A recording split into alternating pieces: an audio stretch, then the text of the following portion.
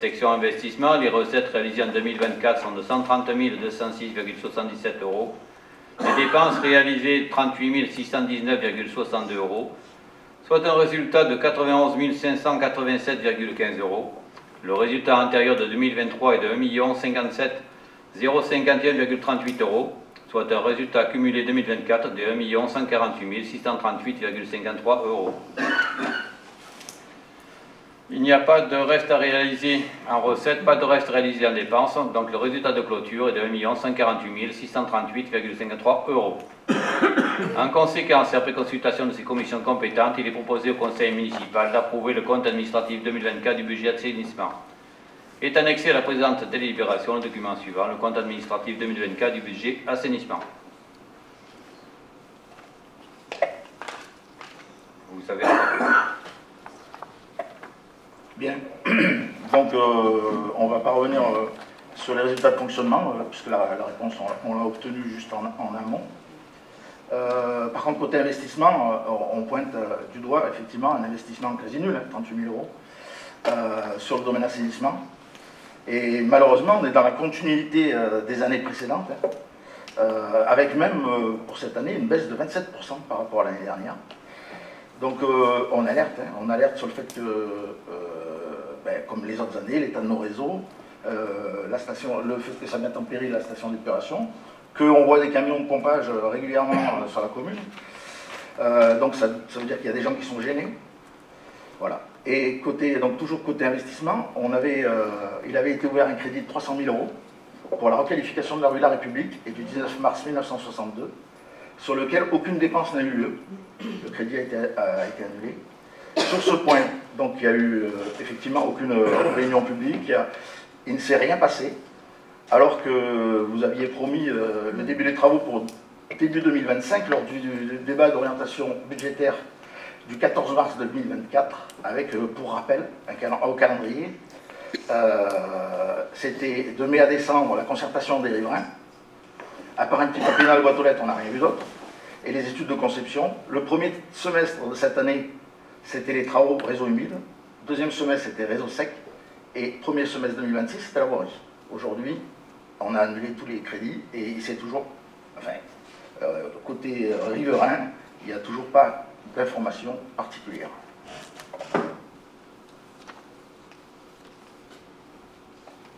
Alors, concernant l'assainissement, je pense qu'on ne doit pas avoir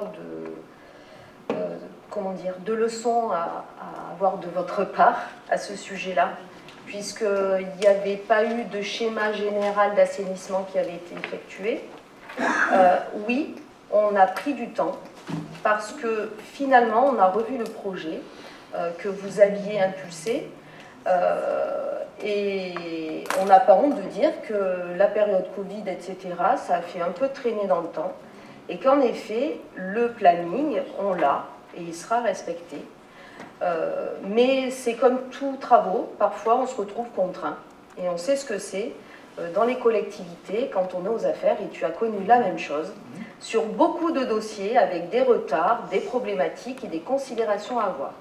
Sauf que nous, le projet, on l'a vu à plus grande ampleur. C'est qu'on ne sait pas...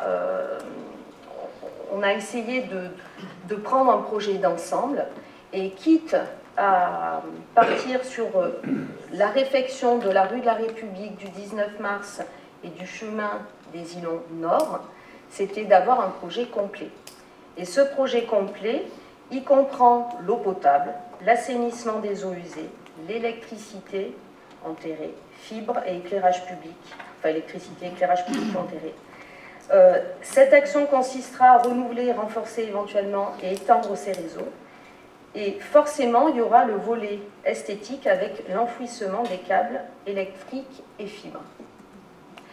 Donc on n'est plus à, alors je ne sais plus si ça avait été budgété à hauteur de 500 000, je ne sais plus combien c'était, 500 à peu près, et on est à 2,5 millions. D'accord?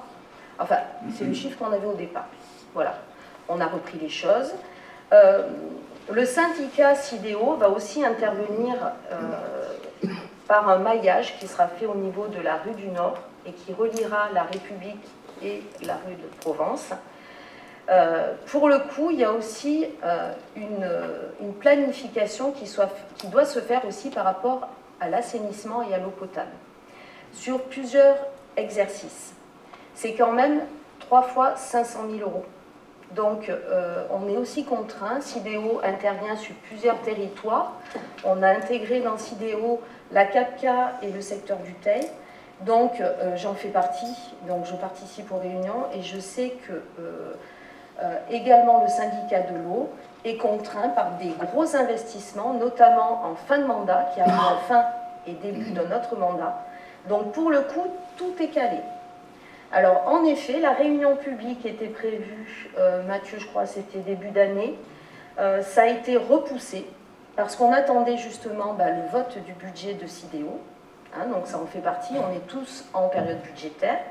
Donc, le planning sera bien deuxième semestre 2025, réseau humide, avec eau potable, assainissement, eau usée, eau pluviale, pour la rue du 19 mars, parce qu'on commence par la rue du 19 mars 62. Premier semestre, alors là, on n'a peut-être pas tout le détail, mais premier semestre 2026, on a les réseaux secs sur la rue du 19 mars. Et l'été 2026, on a les réseaux humides rue de la République. Deuxième semestre 2026, aménagement de voirie rue du 19 mars.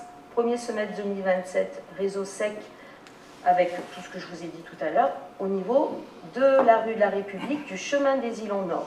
Et deuxième semestre 2027, aménagement de voirie rue de la République, chemin des îles au nord. Alors, beaucoup d'entreprises interviennent. Donc, on voit que le calendrier est très long. Mais franchement, si on pouvait le faire en 3 ou 6 mois, on le ferait. Donc très clairement, il y a une contrainte budgétaire. Il y a une contrainte aussi, le fait que des syndicats et des entreprises doivent intervenir sur un projet d'une si grande ampleur, parce que je rappelle que c'est 1,5 km quand même de route. Ça fait longtemps que les gens l'attendent. On a fait en effet un questionnaire où on a eu 25% de retour de questionnaires, donc des riverains. On a même fait du porte-à-porte avec Bernard. Donc on a eu des retours sur les problématiques que les gens rencontraient. On a reçu les entreprises, on regarde aussi l'aspect esthétique, l'aspect sécuritaire, quitte à refaire cette route, enfin cette grande, on va dire, ce projet de grande ampleur, il faut essayer de voir tous les sujets. Et on ne veut pas partir trop rapidement et faire croire aux gens que ça va se faire sur un claquement de doigts. Et je n'oublie pas, parce qu'on va en parler dans délibération, de la problématique du foncier, parce que je peux vous dire, 1,5 km avec tous les abords, et même le géomètre, ça va être un sacré chantier. D'ailleurs, le géomètre a commencé, et il y a une décision qui va vous être présentée donc, en fin de conseil, justement, parce que c'est l'entreprise BOR qui va avoir le marché de bons de commande et qui a commencé. Donc là aussi, voilà, il y a vraiment un projet d'ampleur. Pour ce qui est de l'assainissement, comme je l'ai précisé, la SOR nous accompagne. Ils vont intervenir sur l'entretien de la STEP cette année. Donc je ne peux pas vous dire mieux que ce que nous disent les professionnels. Pour le coup, en effet, la section donc, restera affectée donc, en section d'investissement. On va pouvoir effectuer les travaux d'aménagement sans faire appel à l'emprunt. D'accord ? Donc l'excédent, il va être consacré en 2025 majoritairement à ce projet. Voilà. J'espère avoir été clair. Je ne pense pas qu'il y ait de spécificité sur ce budget d'assainissement, à part le projet grande ampleur de la rue de la République, 19 mars, et les îles au nord. J'appelle au vote s'il n'y a pas d'autres questions. Ah pardon, non c'est le conseil, pardon, oui c'est Bernard. Excusez-moi, j'ai été partie.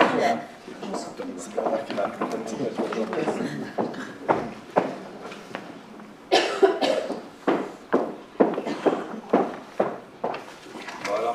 Donc j'appelle au vote. Qui est contre? Qui s'abstient? Donc la délibération est adoptée à l'unanimité des membres. Merci.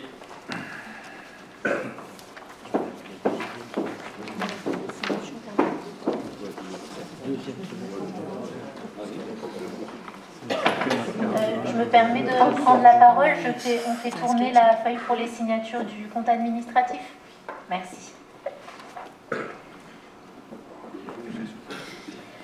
Alors, du coup, nous passons sur l'affectation des résultats 2024, budget annexe assainissement. Et Bernard, je te laisse le lire.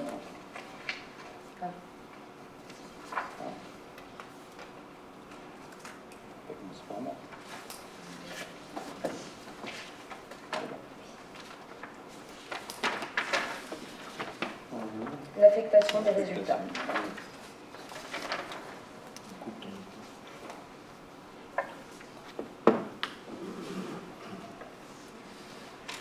Les résultats du compte administratif 2024 du budget assainissement viennent d'être adoptés, délibération 2025.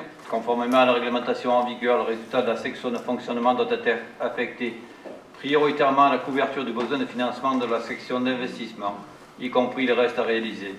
Les résultats 2024 de la section de fonctionnement et d'investissement du budget assainissement sont excédentaires. Ils seront reportés à nouveau dans le budget primitif 2025.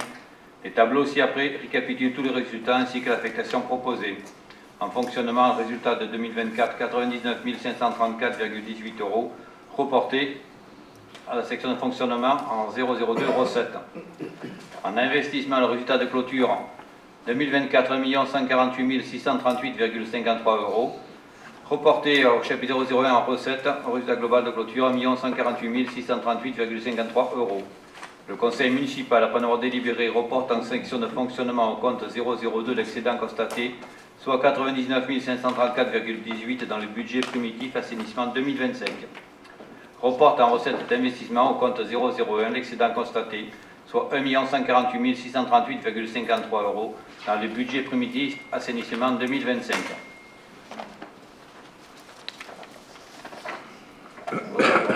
Merci Bernard. Est-ce qu'il y a des questions particulières?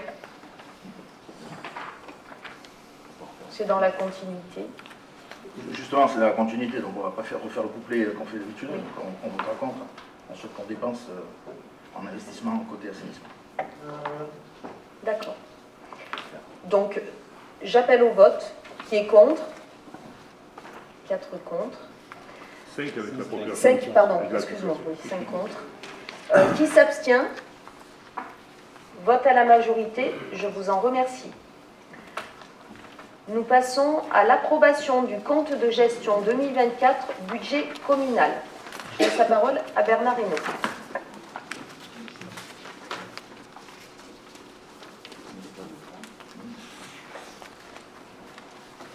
Madame le maire expose. Monsieur le comptable des finances publiques a transmis à l'ordonnateur de la commune de Cuas l'ensemble des résultats de clôture du budget communal pour l'exercice 2024. Les chiffres communiqués correspondent parfaitement à ceux qui figurent dans le compte administratif 2024 du même budget. Ces résultats se déclinent comme suit. En investissement, un excédent de 216 335,06 €. En fonctionnement, excédent de 1 712 327,93 €. Conformément à l'article L2121-31 du Code général des collectivités territoriales, il est demandé aux membres du Conseil municipal d'arrêter le compte de gestion 2024, ainsi communiqué par le comptable des finances publiques. En conséquence, et après consultation de ces commissions compétentes, il est proposé au Conseil municipal d'approuver le compte de gestion 2024 du budget communal. Est annexé à la présente délibération le document suivant. La fiche d'exécution budgétaire du compte de gestion 2024 du budget communal.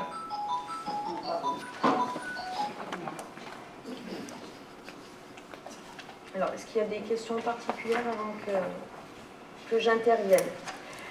Alors, je vais faire un point.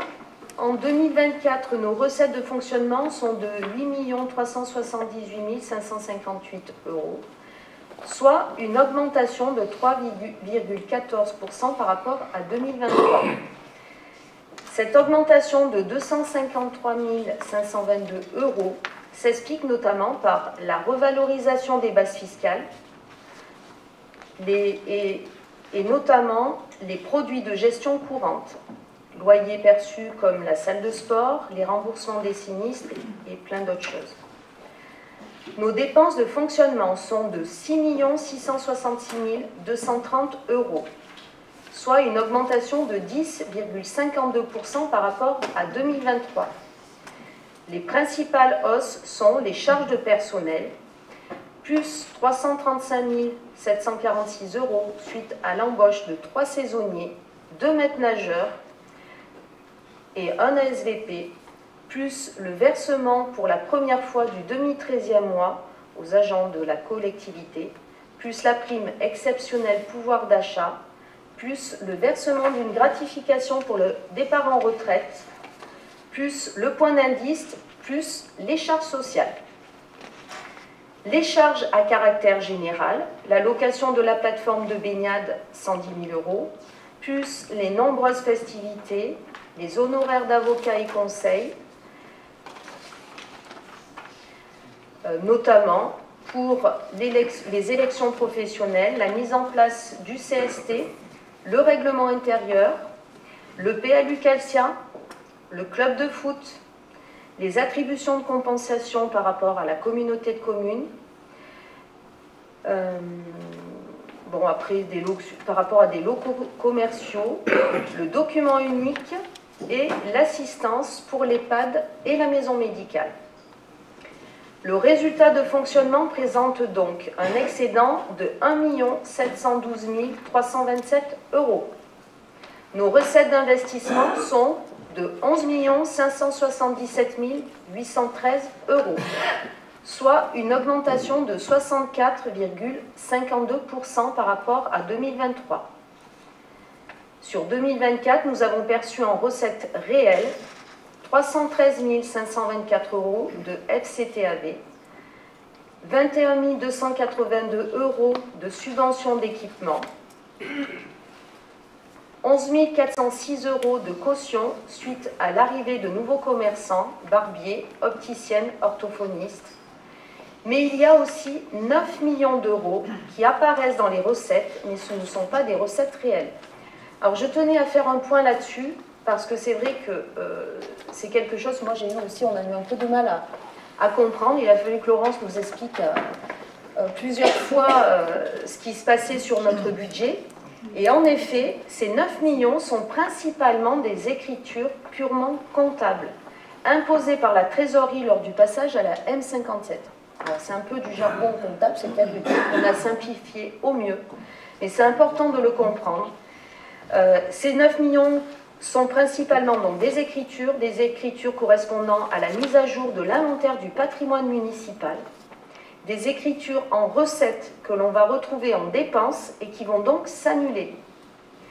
À partir de 2026, nous retrouverons un budget sans cet inventaire patrimonial d'environ 9 millions d'euros. En fait, sur quelques années, on va voir ces 9 millions d'euros qui vont apparaître. Et on a un peu du mal, c'est vrai, à l'expliquer, mais j'espère que j'ai été le plus clair possible. Ce qui signifie que nos recettes réelles, voilà, c'est important, d'investissement aujourd'hui sont de 2 577 813 €, avec amortissement compris. Nos recettes d'investissement fluctuent essentiellement par la réalisation des opérations d'ordre pour un montant de 9 millions d'euros, donc je viens de vous expliquer comment ça fonctionnait. Je vous rappelle que ces écritures sont des écritures liées à la mise à jour de l'inventaire patrimonial de la commune. Elles sont rendues obligatoires suite au passage à l'instruction comptable M57.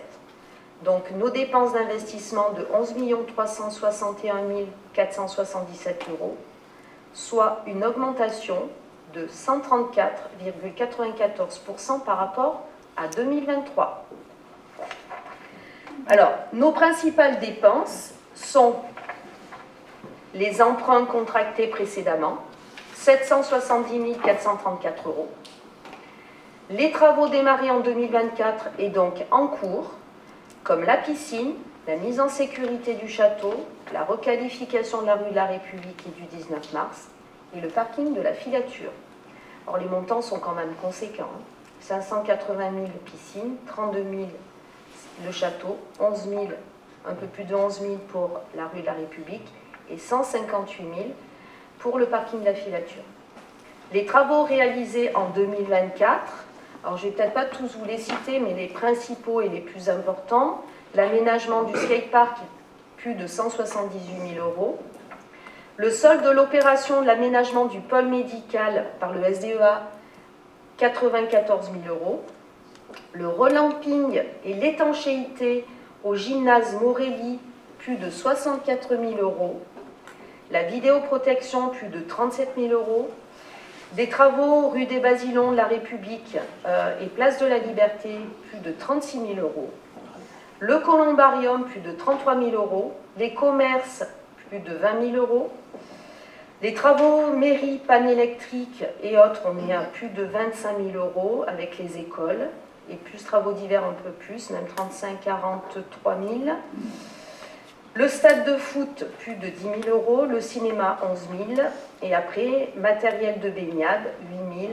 Et après, c'est centre de loisirs, boulodrome, le port, salle de sport, études réaménagement maison doudou, parking salle de sport, maison Titi, l'EHPAD, des travaux à l'EHPAD, et la mise en sécurité du château.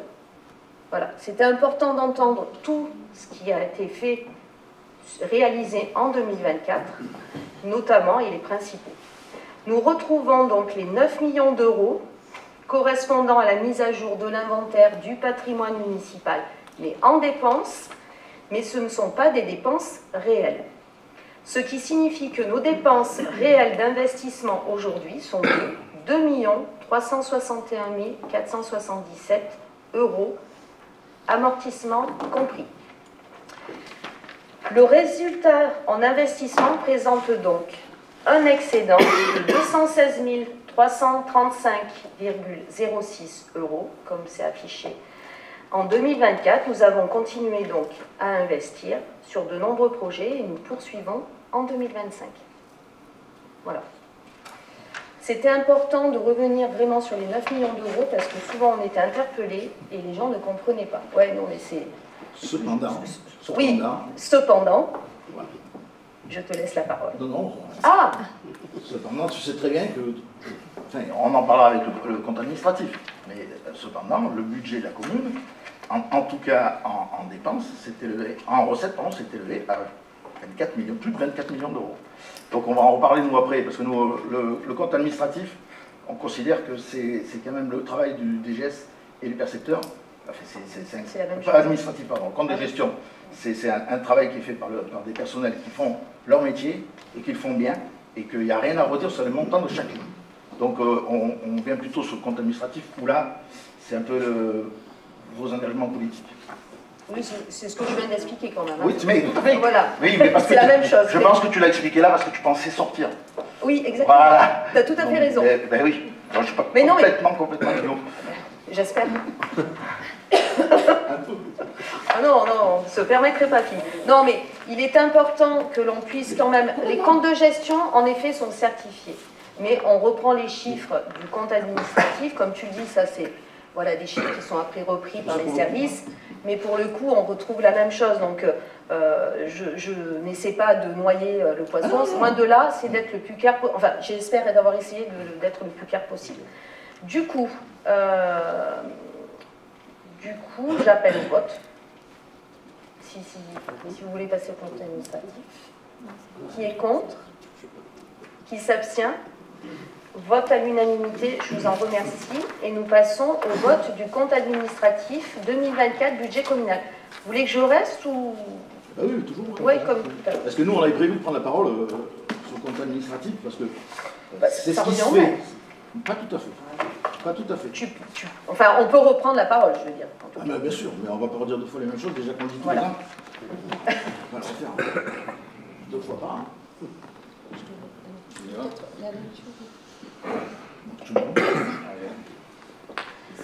Monsieur Bernard Reynaud, président de séance, désigné conformément à l'article L2121-14 du Code général des collectivités territoriales, donne lecture des résultats définitifs du budget communal, qui vont apparaître un excédent de fonctionnement de 1 712 327,93 € et un excédent d'investissement de 4 582 029,64 €. Le résultat global de la clôture de mai 2024 intègre le résultat reporté de 2023. En fonctionnement, les recettes réalisées en 2024 sont de 8 318 558,73 €. Les dépenses réalisées en 2024, 6 606 230,80 €. soit un résultat 2024 de 1 712 327,93 €. Il n'y a pas de résultat antérieur, donc le résultat de clôture est de 1 712 327,93 €. En section investissement, les recettes réalisées en 2024 sont de 11 577 813 €. Les dépenses réalisées en 2024 de 11 361 477,94 €, soit un résultat de 216 335,06 €. Le résultat antérieur de 2023 de 4 365 694,58 €. On a un résultat cumulé 2024 de 4 582 029,64 €. Les soldes et les recettes, les restes à réaliser en recettes sont de 0, les restes à réaliser en dépenses sont de 480 973,51 €. On a un résultat de clôture 2024 de 4 101 056,13 €. En conséquence, et après consultation de ces commissions compétentes, il est proposé au conseil municipal d'approuver le compte administratif 2024 du budget communal. Est annexé à la présente délibération le document suivant, le compte administratif 2024 du budget communal.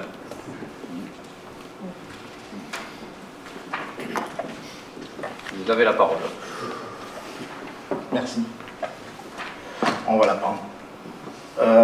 Donc déjà, on a une remarque globale. Dans la globalité, le budget 2024 de la commune s'est élevé à environ 24 millions d'euros en recettes pour une commune de un peu plus de 3 000 habitants avec 18 millions d'euros environ de dépenses.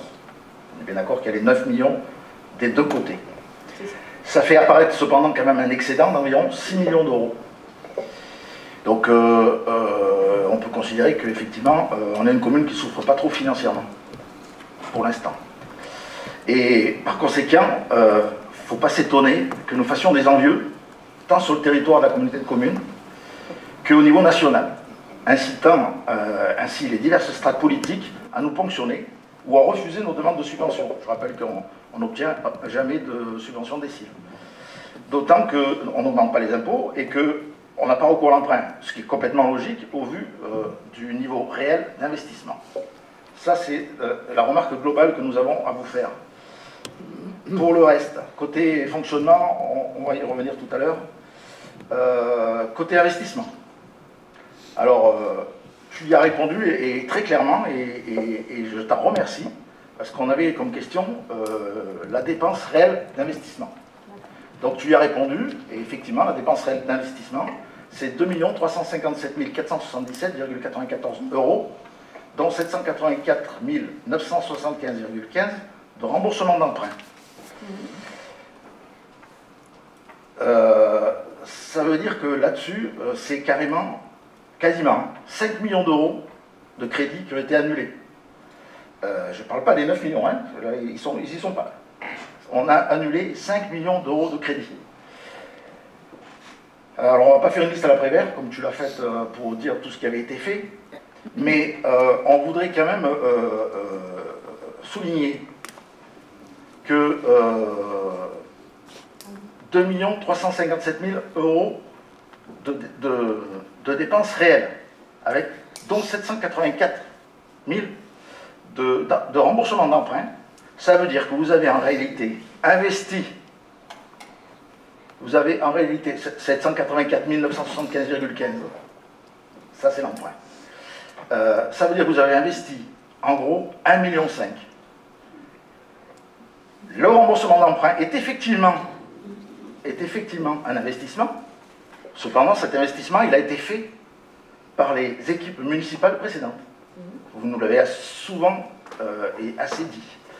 Par conséquent, effectivement, vous avez investi réellement dans ce que vous aviez porté comme projet, 1,5 million. Voilà. Alors, comme nous l'avions signifié en 2024, il faut arrêter de faire croire à tout le monde, par le biais du journal municipal, je l'ai amené parce que moi ça me tortille à chaque fois, je suis obligé de le répéter, mais au bout des articles de presse, vous signifiez toujours que votre budget est ambitieux, qu'il contribue au dynamisme économique du territoire, c'est écrit là, et c'est écrit dans le bulletin, donc numéro 15 de mai 2024. où vous allez même jusqu'à afficher un niveau d'investissement de 6,9 millions d'euros. Quand vous n'en faites que 2. Oui, bon, on compte que l'investissement, on compte que l'emprunt est dedans. Voilà. Donc,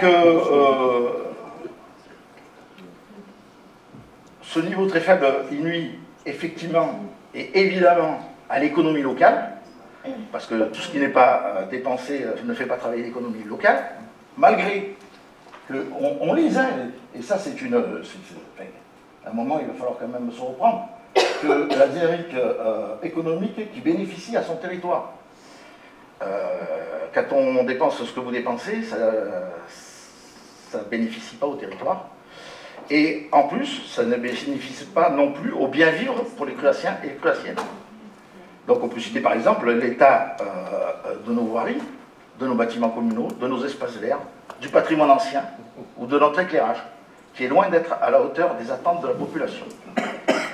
Ça, c'était pour spécifiquement l'investissement, et plus globalement, et principalement en fonctionnement,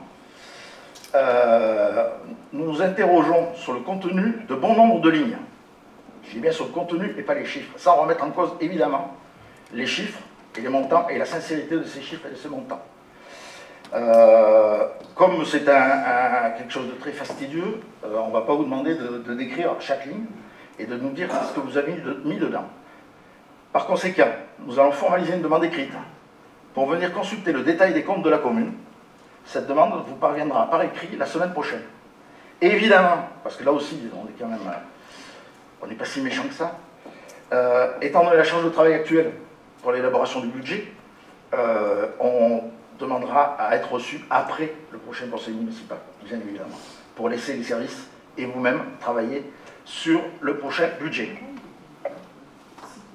Je ne sais pas si vous voulez rajouter quelque chose. C'est très bien.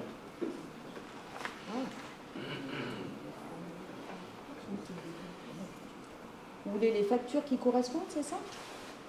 Ou c'est les détails des On comptes? veut des détails, la ligne, des détails savoir à de quoi ce ça qu'il y a. correspond.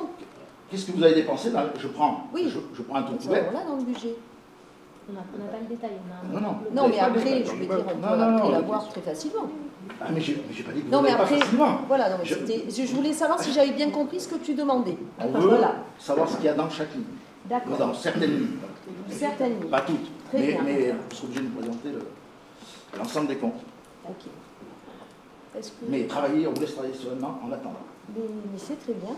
Voilà, c'est tout. C'est très bien. Alors, je suis contente, Philippe, parce qu'au moins tu as réussi à t'exprimer. Je suis contente, tu vois, je t'ai pas coupé. Non, parce que j'avais peur tout à l'heure que tu me fasses dire que je ne te laissais pas parler.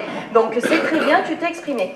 Alors, je suis d'accord avec toi. Si on fait un débat d'orientation budgétaire, pour lesquels on n'est pas obligé de le faire, c'est qu'on a envie de présenter justement les projets et expliquer aux gens ce qui va être fait sur l'année 2025. Je pense que là aussi, on ne doit pas avoir de leçon par rapport au budget que vous faisiez dans le passé. Je pense qu'en termes de transparence, on ne doit pas avoir de leçon à nous faire là-dessus. Je veux dire, vous pouvez venir, et comme j'ai dit, mon bureau est ouvert. Si vous voulez fouiller dans mes placards, vous pouvez y aller. Tout est à disposition de tous les contribuables. On n'a rien à cacher. C'est enregistré, c'est dit, et c'est valable pour tout le monde. Et j'ai rien à détruire, moi. Tout est dans les placards. D'accord ? Donc, tout ça pour dire que j'espère bien que vous irez dans le détail.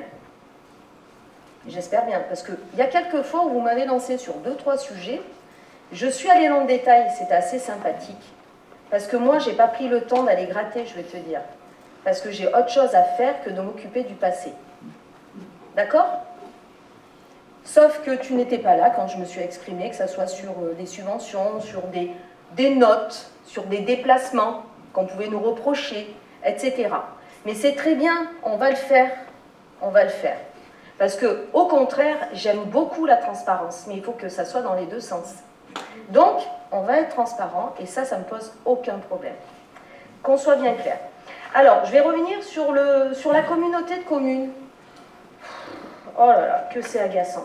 Pourquoi on demande des subventions? On va m'expliquer qu'on nous prend l'argent parce qu'on gère trop bien notre budget.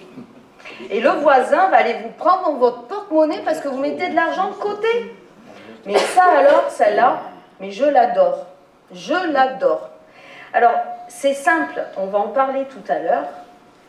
C'est 400 000 € par an à vie qui nous est pris sur notre budget, sur des attributions de compensation. C'est pas parce que ça a été fait dès 2021. Petite équipe municipale qui commençait sur un mandat.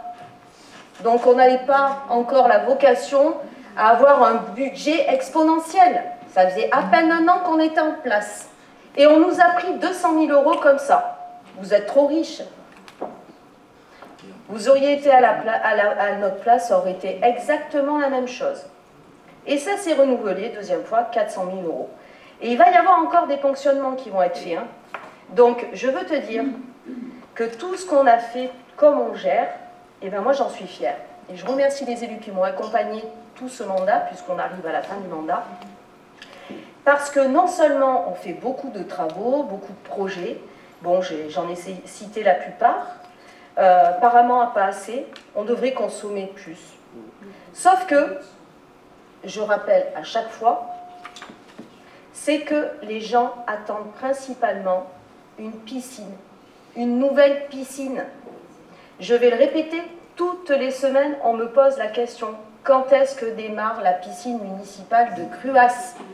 Non seulement elle bénéficie à tout le monde, mais c'est aussi une sollicitation des communes extérieures.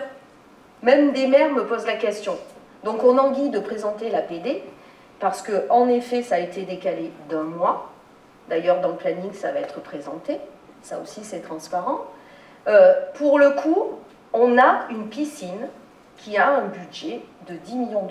Il n'y a pas de surprise. Donc, et dans les 6 millions, tu m'excuseras, aussi on anticipe les choses. C'est qu'on ne fait pas les choses par hasard. C'est qu'on avait aussi budgété 2,5 millions € pour Calcia. Au cas où on devait préempter. La sécurité, ça s'appelle. Donc, peut-être, en effet, vous pouvez nous attaquer de dire, mais ça, bon, c'est du vent, vous avez gonflé le budget, mais si ça vous arrange, ben oui, pensez-le. Mais en tout cas, si du jour au lendemain, Calcia venait à être vendu, on serait bien content qu'on puisse le racheter et que ça ne devienne pas n'importe quoi. Voilà. Donc, il y a des explications, on n'est pas forcément d'accord sur la gestion. En temps voulu, il y aura un PPI qui sera fait, parce qu'en effet, la piscine, elle est prévue pour démarrage fin d'année 2025, que c'est un gros budget, et que pour le coup, avec tout ce qui se passe, que ce soit au niveau de l'État ou au niveau de l'intercommunalité, je ne sais pas encore comment les choses vont se passer avec l'intercommunalité, parce qu'il y a eu une conférence des maires encore mardi, où oui, il y a des communes, des petites communes notamment, qui ont besoin de moyens financiers. Depuis le début de mandat, on a été force de proposition avec Mace. Depuis le début de mandat, on a demandé qu'il y ait une redistribution qui soit faite. C'est factuel, c'est précis, avec un montant précis pour chacune des communes. Ça a été refusé. Ça a été refusé au dernier conseil communautaire également, où le cabinet MS, que l'on a consulté, nous a fait une proposition, parce qu'on est obligé de payer la consultation, puisque l'Interco n'est pas capable d'étudier pour ces communes et de leur faire de vraies propositions. Il faut que ce soit Cruas qui paye un consultant pour faire une proposition quand même. Hein. Ça paraît assez incroyable. Mardi, j'ai encore proposé qu'on prenne un cabinet par le biais de la communauté de communes pour faire un bilan financier de l'intercommunalité et connaître précisément sa situation financière et avoir une vraie vision et qu'on puisse se projeter dans l'avenir, comme on fait pour gérer une commune. Ben non. Et j'ai dit, mais si vous voulez avancer sur de vrais sujets et contenter tout le monde et que les projets ne se fassent pas que Auteuil, à Rochemaure, Mace, Cruas, Bex, et que les autres communes soient considérées, eh bien, il faut passer par cette étape-là. Ça n'a pas été entendu. Donc, on va faire encore du saupoudrage au niveau de l'intercommunalité, ce qui est bien dommage. J'espère que ça sortira quelque chose. On arrive en fin de mandat, je suis plutôt sceptique, mais on verra. Alors ça c'était un point. Alors, tu parles de l'éclairage. Mais qu'est-ce que vous avez fait sur l'éclairage? Parce que Je pense que je devrais faire intervenir la société. Alors je crois que c'est Eiffage, hein, c'est ça? Je ne me trompe pas? Attends Rachel, s'il te plaît. Oui. Nous, on a assumé notre bilan. On s'est d'ailleurs présenté au vote des électeurs en 2020. On a perdu. Donc on ne va pas revenir sur notre bilan. C'est à toi de présenter ton bilan. Non mais tu n'as pas que l'éclairage. Non mais effectivement, si à chaque fois qu'on te dit qu'il y a quelque chose que tu n'as pas fait, non, comme nous on aurait pensé le faire, tu dis mais non, on ne va pas s'en sortir.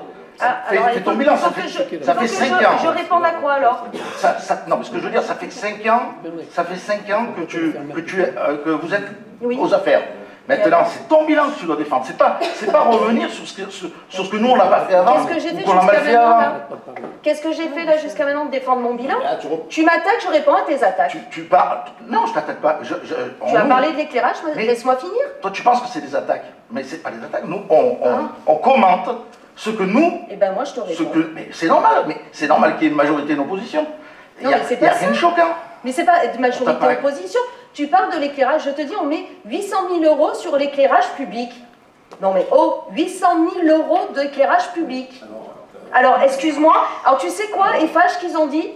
Tu sais pourquoi ça marche pas? Parce que les LED, elles y sont. Ben, c'est parce que le reste est vétuste.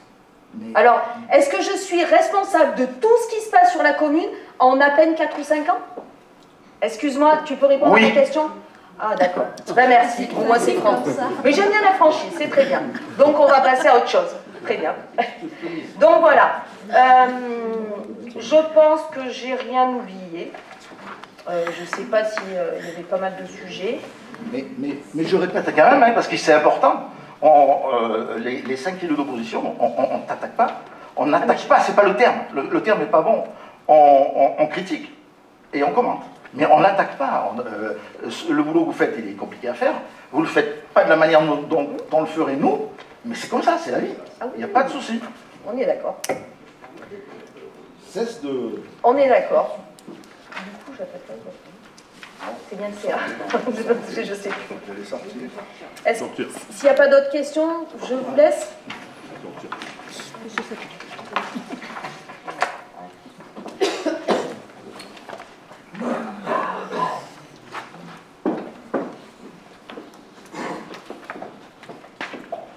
Donc j'appelle au vote. Qui est contre? Qui s'abstient? Délibération adoptée à l'unanimité des membres votants. Merci.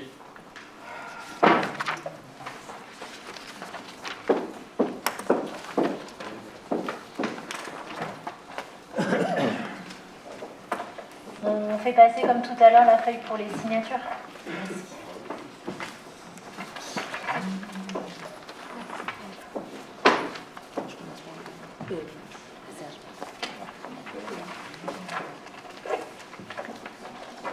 Alors, nous passons au DOB,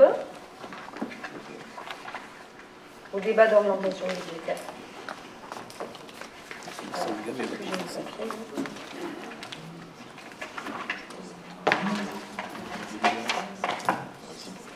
Après, on a les délibérations. Hop. Alors, donc, depuis 2021, comme vous le savez, il n'y a pas d'obligation de faire de débat budgétaire, mais c'était une volonté donc, de l'équipe municipale de pouvoir vous présenter avant le vote du budget ce qui était prévu sur l'année N+1, donc l'année 2025. Et nous allons passer à la partie des finances, et c'est Bernard qui prend la parole. En 2025, nos recettes de fonctionnement seront en baisse probablement de l'ordre de 5% environ. Plusieurs causes. La mise en place d'un dispositif de lissage conjoncturel, d'ILICO, va entraîner un nouvel prélèvement de l'État sur nos recettes suite à la nouvelle loi de finances. D'après les estimations établies par les services spécialisés de l'AMF, la commune de Cruas sera prélevée d'environ 150 000 €. La communauté de communes Arc, qui est une commune riche, sera elle aussi prélevée d'environ 300 000 €. La décision de la communauté de communes de nous prendre au forceps des AC, alors que cela ne s'est jamais vu dans les autres intercos, une perte de 208 000 € par an et à vie dès 2022, une perte de 193 854,26 € par an à vie en 2025, soit un total de 400 000 € par an à vie en moins sur notre budget. soit environ 10% des AC. Des recettes en moins, avec les ralentissements des transactions immobilières. Les droits de mutation devraient aussi connaître une baisse, au moins de 20% par rapport aux 100 000 € réalisés en 2024. La perte des loyers, suite au déménagement du PSPG à Meis, fin 2025. C'est à terme 100 000 € de recettes en moins. Enfin, les subventions de l'État seront diminuées avec la diminution du fonds vert et la baisse des crédits de dotation de soutien à l'investissement local, la DSIL. Donc en 2025, la tendance de nos recettes est à la baisse par rapport à 2024.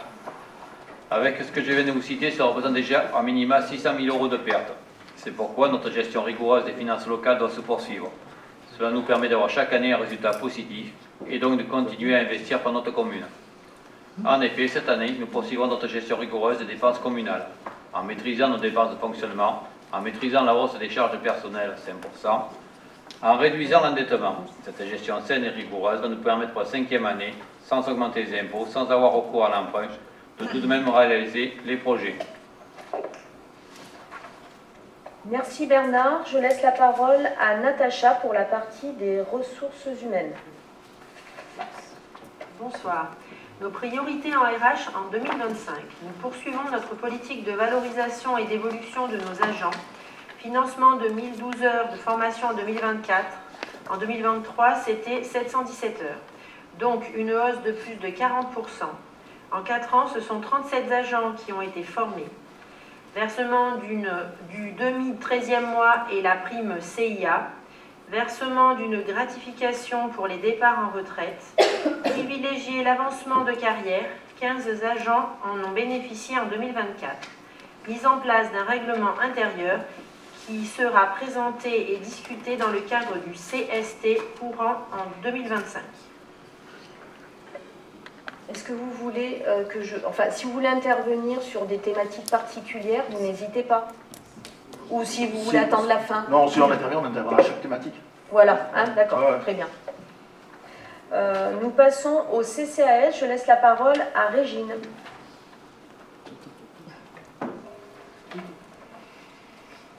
CRUAS, CRUAS, une ville solidaire. Nous nous engageons pour la solidarité pour tous. Nous proposons un 2e logement d'accueil et d'hébergement d'urgence à l'attention des femmes victimes de violences conjugales et des personnes en grande difficulté. Des actions fortes en faveur des femmes, une nouvelle version de la Journée internationale des droits des femmes du 8 mars, une 2e édition d'une marche familiale et course Octobre Rose pour sensibiliser sur le cancer, le dimanche 12 octobre 2025. Et le 25 novembre 2025, continuer la sensibilisation et la lutte contre les violences faites aux femmes. Après le succès des groupements d'achat de fioul, pelés et récupérateurs d'eau et des attentes des seniors cruassiens, le CCAS a réalisé une enquête. Il est ressorti majoritairement un intérêt pour un groupement mutuel santé. 2 offres ont été étudiées fin 2024. Son objectif, proposer une mutuelle santé adaptée aux besoins de chacun. L'économie serait de 20% en moyenne. Une réunion publique est prévue avec l'assureur le 27 mars prochain à 17 h. Et la solidarité, c'est aussi le secours populaire. La nouvelle équipe de bénévoles du secours populaire va avoir fin d'année 2025 la satisfaction de pouvoir accueillir en toute dignité les personnes aidées.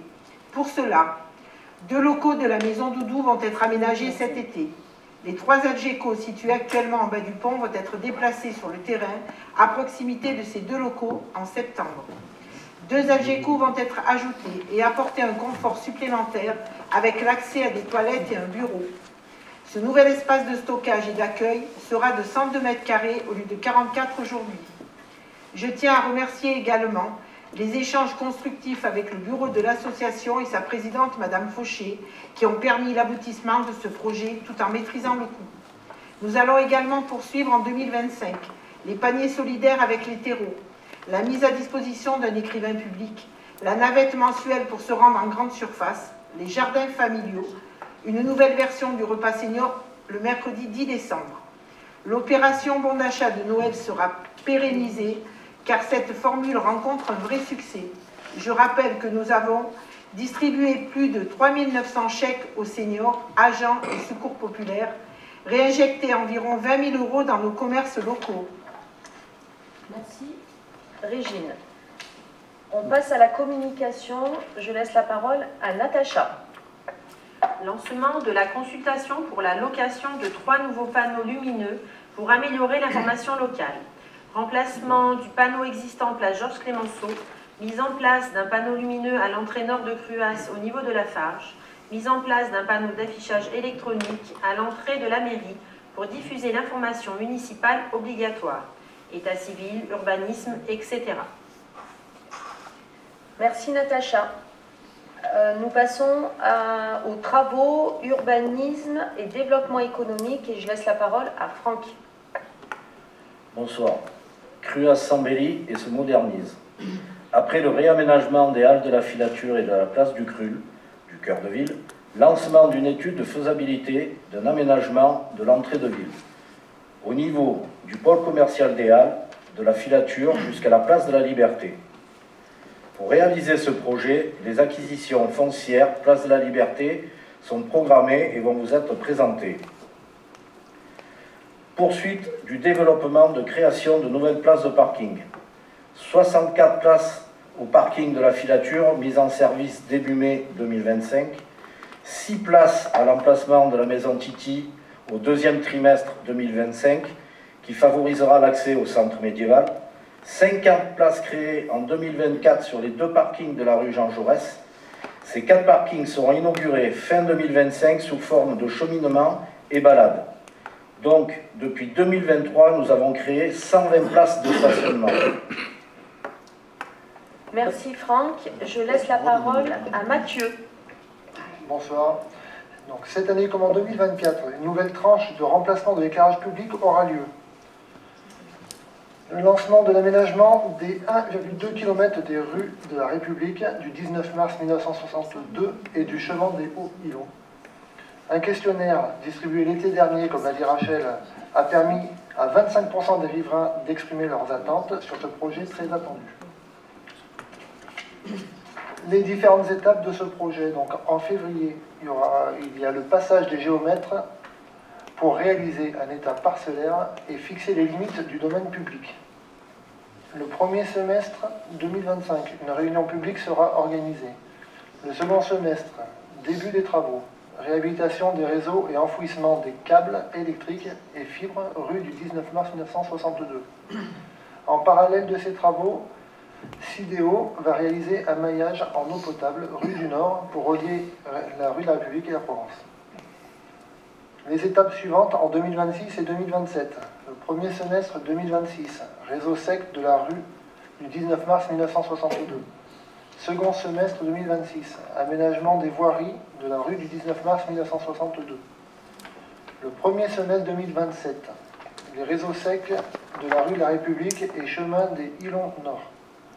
Et le second semestre 2027, aménagement des voiries rue de la République et chemin des Hauts-Îlons. Ce projet représente un investissement total de 2 500 000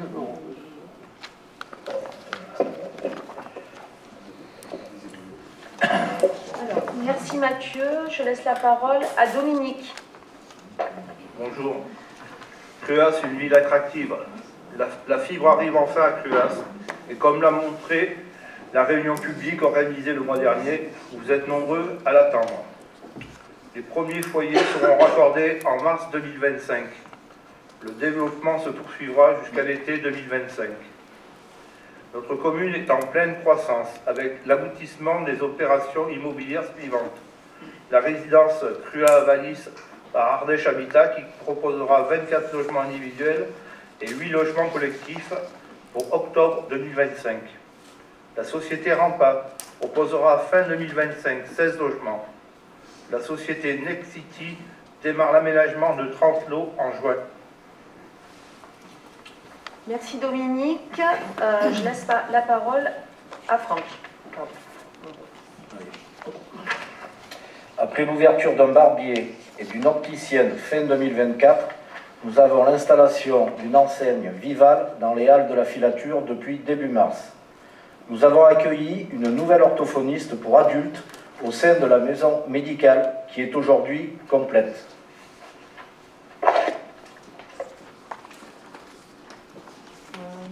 Merci Franck. C'est fini pour les travaux? Oui, vas-y, vas-y. Bon, écoutez, d'une manière générale, effectivement, là on attaque une partie où on devrait parler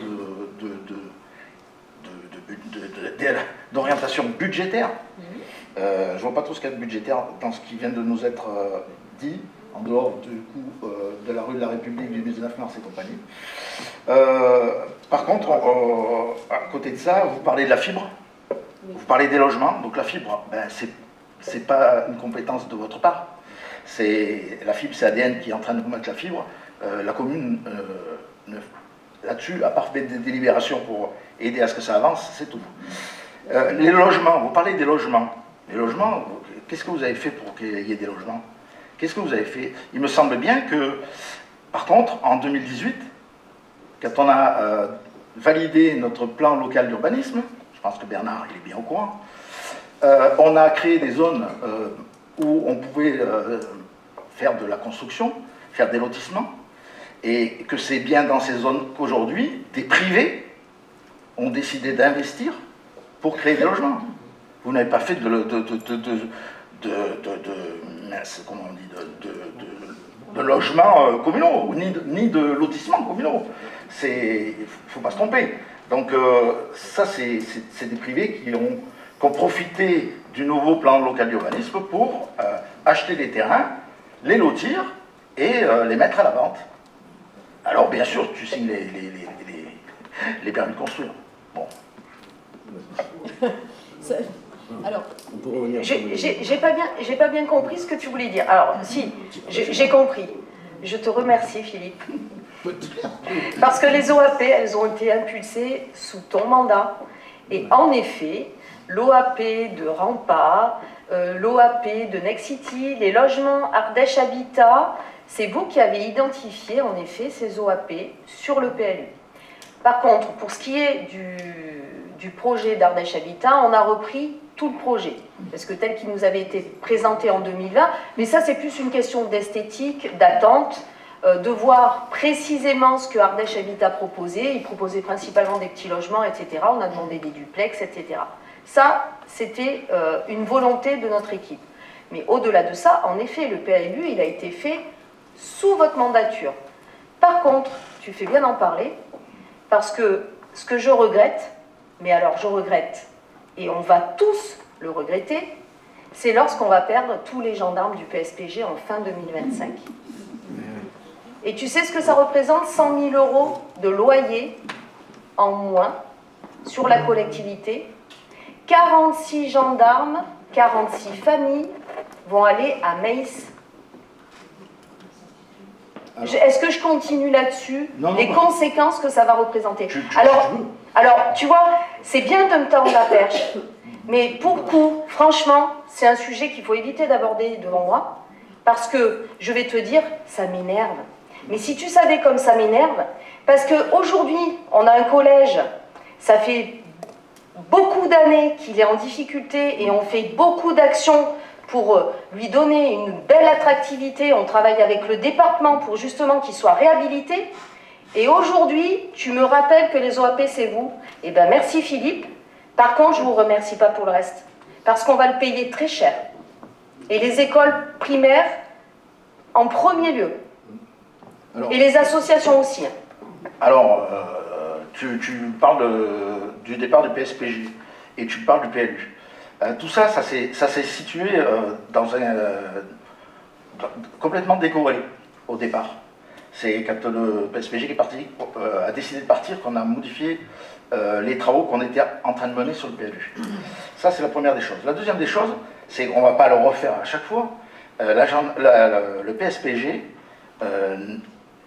on a tous les documents, j'ai tous les documents, et vous les avez, je ne sais pas, vous ne trouvez pas, c'est pas de ma faute, concernant les échanges qu'il y a pu y avoir avec la gendarmerie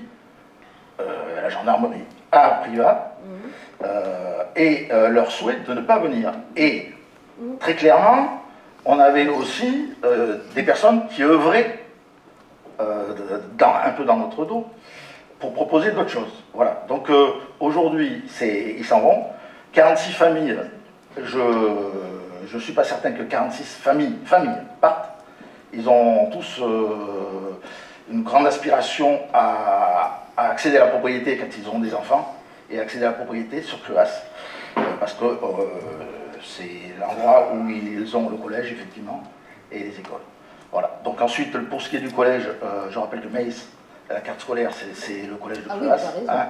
Donc voilà. Après, les écoles, c'est autre chose. Mais ne revenons pas à chaque fois sur ce sujet-là. Ou alors sinon, on peut se voir et on refait tout le débat, on refait tout le truc, je te le donne, et après tu viens l'exprimer ici. Alors, on va peut-être le faire parce que j'ai pas la même version de la part de Maïs. En fait, la gendarmerie est venue vers eux en leur disant qu'à Cruas, ils ne trouvaient pas des terrains et que pour le coup, eux, ils allaient en trouver. Voilà ma version. Donc ça serait intéressant parce que, franchement, je pense que dans quelques temps, et ça va être rapide, on sera tous concernés. Là, pour le coup, je ne te jette pas la pierre parce que les difficultés qu'on va connaître par rapport à leur départ, très clairement, ça va nous impacter tous. C'est notre village, hein. Donc je ne suis pas là pour... Et d'ailleurs, c'est même pas toi, Philippe, hein, d'ailleurs, parce que ça s'est fait bien avant 2018. Donc, c'est même pas toi qui étais en place. Donc, je te rassure, je préfère le préciser que tu ne crois pas que je dis ça pour t'atteindre toi, mais ça date bien de plus vieux. Donc, j'assume ce qui était fait pendant notre mandat. Oui, non, mais... Comme je dis que tu étais responsable de ce qui se passait. Ce que je veux dire, c'était avant 2018, d'ailleurs, les échanges avec la gendarmerie. Donc, pour le coup, voilà. Mais en tout cas, en ce qui concerne cette partie-là, je pense qu'aujourd'hui, on a quand même une ville attractive, parce que quand on voit les prix de vente aujourd'hui des maisons, des appartements, etc., ben oui, il y a une attractivité certaine. Il ne faudrait pas la perdre. Les commerçants, ils s'en est installés, même si voilà, il y a d'autres difficultés, mais en tout cas, on a de nouveaux services sur la commune qu'on n'avait jamais eu auparavant. Donc, c'est quand même un signal fort. Les gens ne viennent pas investir par argent, par plaisir ou par hasard leur argent sur Cruas. C'est pour gagner de l'argent, qu'on soit bien clair. Donc, à un moment, c'est que notre commune est attractive. Voilà. S'il n'y a pas d'autres interventions sur les travaux, nous passons à la culture et au patrimoine. Et je laisse la parole à Mylène. Bonsoir. L'abbatiale et le château des moines font partie des joyaux de notre commune. Il nous tient à cœur de les entretenir, les restaurer et les valoriser. Les contraintes sur le patrimoine classé sont fortes et nous obligent à suivre un calendrier strict pour la sécurisation du château. La première réunion du site avec l'architecte du patrimoine, Croisé d'Archi, et l'ensemble des intervenants s'est tenue jeudi 20 février. Et le planning suivant a été validé. Fin mars, mise en place du chantier et relevé archéologique. Début avril, mise en place des échafaudages. Avril-mai, mise en place des étaiements pour la sécurisation. Réouverture du site au public avant l'été. Enfin, oui. Nous lancerons également une étude pour la programmation des travaux de restauration pour l'abbatiale et le château. L'objectif est de pouvoir identifier les travaux à mener dans les années à venir sur ces deux monuments et pouvoir planifier les investissements futurs. Création d'un parcours historique.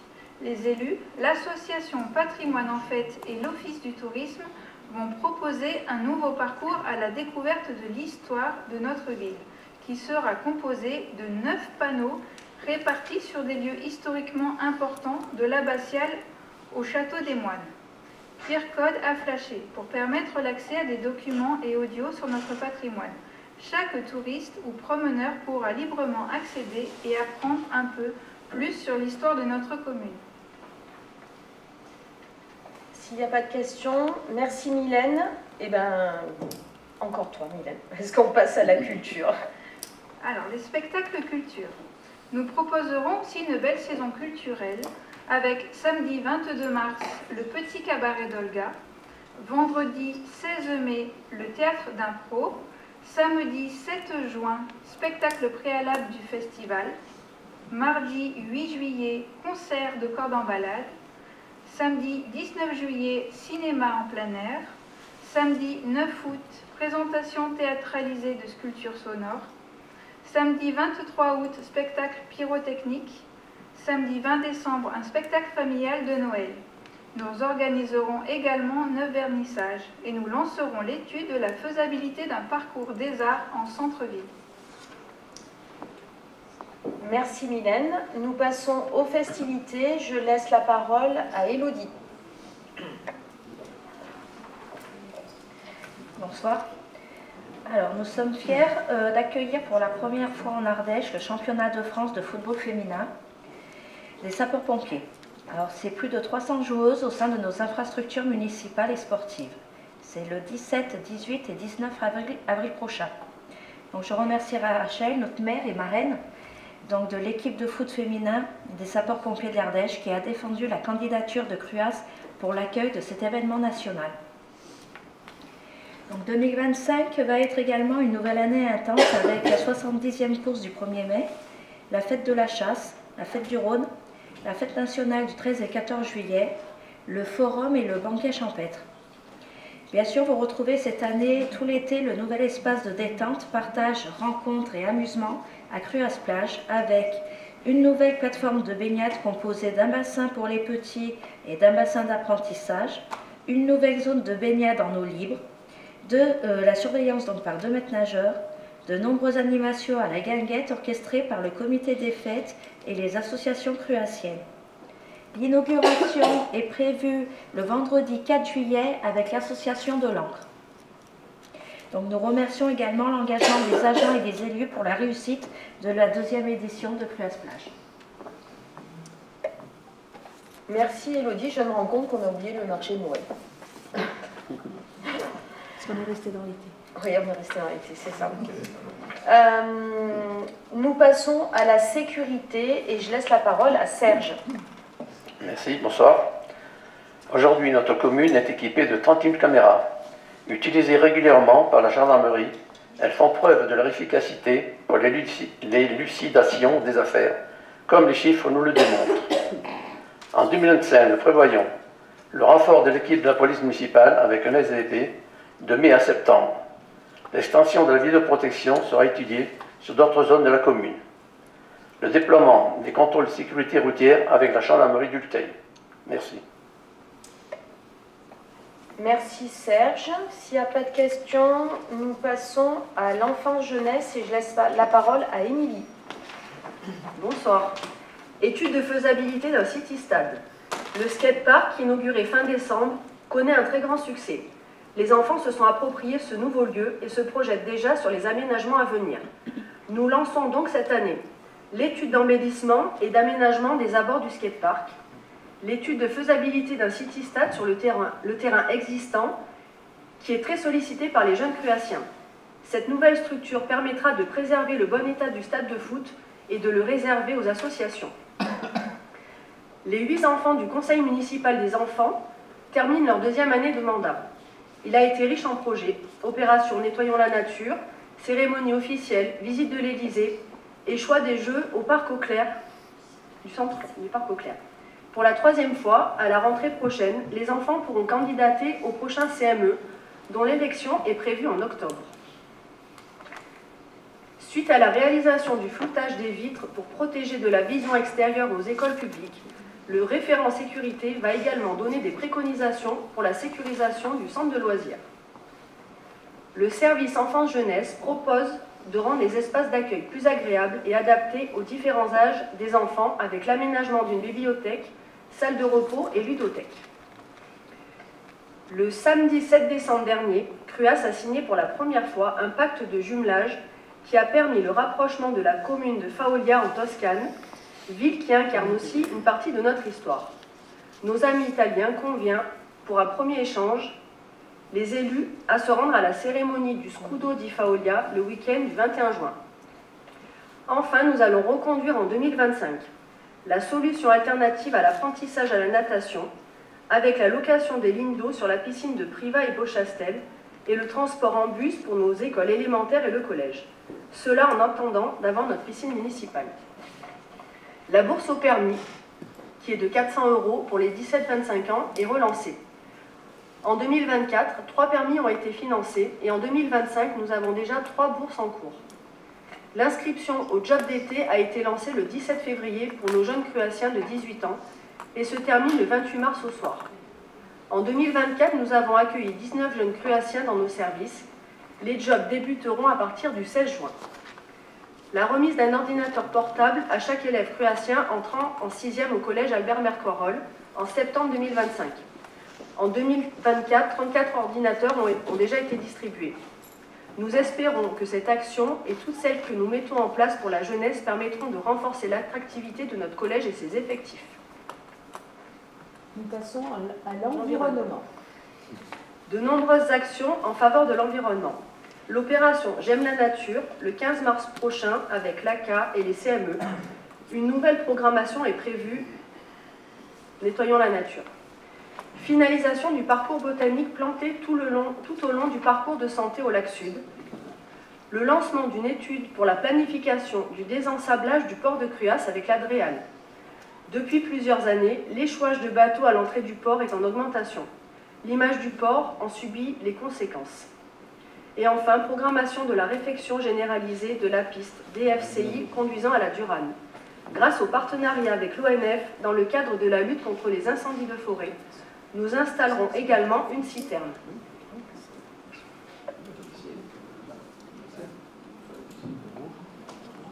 S'il n'y a pas de questions, nous passons au sport et je laisse la parole à Élodie. Donc 2025, notre projet phare du mandat démarre avec la construction d'une nouvelle piscine. Donc cette piscine proposera 5 lignes d'eau, un bassin d'apprentissage et une salle de 50 mètres carrés pour accueillir les scolaires. Pour l'instant, le planning prévisionnel est respecté. Donc en avril, remise de l'avant-projet définitif. En mai, dépôt du permis de construire. Août-septembre, fin de la consultation des entreprises. Septembre, pose de la première pierre et début des travaux. Et deuxième trimestre 2027, ouverture de la nouvelle piscine. Le coût estimé de l'opération est de 10 millions d'euros TTC. Ce projet a aujourd'hui le soutien de l'État, de la région et du département. Merci Élodie. Du coup, en conclusion, c'est vrai que le chemin parcouru depuis 2020 était long, intense, mais passionnant.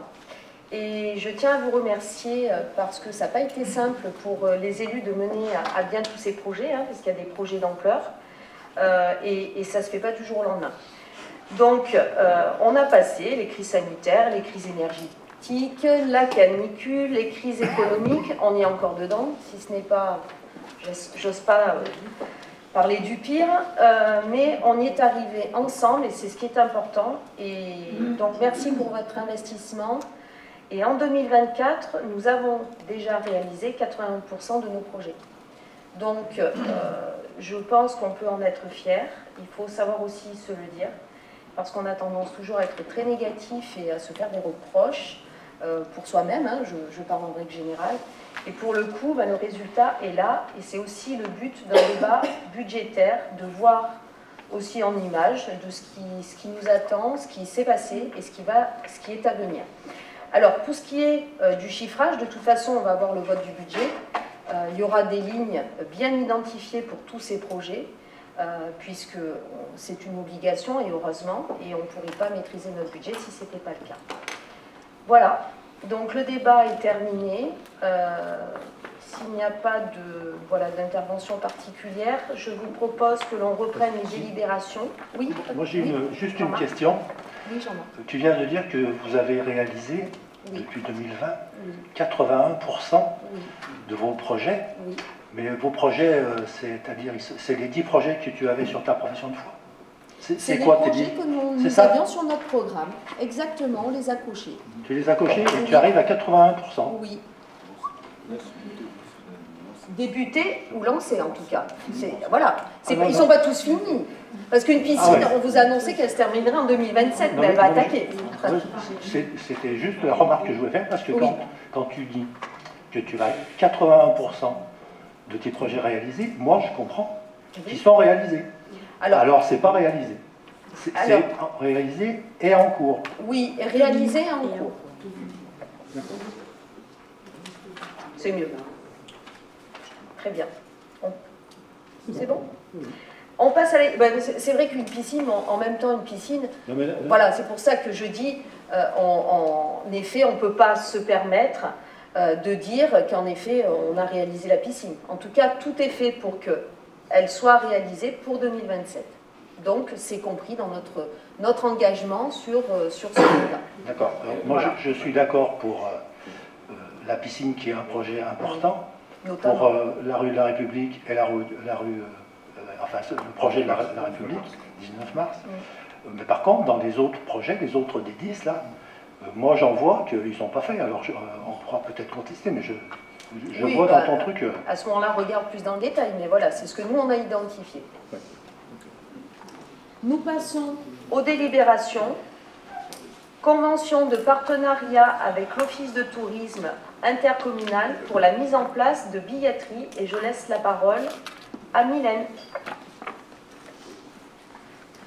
Madame le maire rappelle que l'Office du tourisme intercommunal Portes-Sud Ardèche peut assurer la promotion des manifestations organisées sur les 15 communes membres de la communauté de communes Ardèche-Rhône-Poireau, et notamment la vente de produits pour le compte d'un tiers, tel que prévu à la délibération 2019-14, votée par le bureau de l'Office du tourisme le 23 mai 2019.